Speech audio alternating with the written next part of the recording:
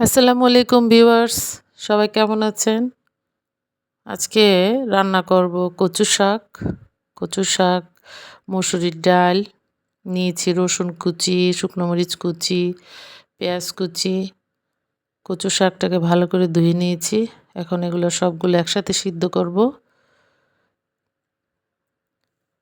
কচু শাকে রসুন দিতে হয় একটু বেশি। লবণ দিয়ে দিলাম আধা চামচ। এখন এই শাকটাকে ভালো করে সিদ্ধ করে নিয়েছি।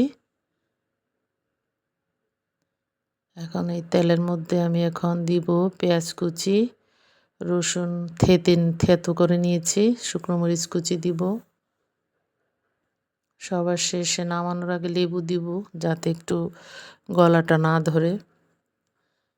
এগুলো ভাজা হয়ে গেছে। এখন আমি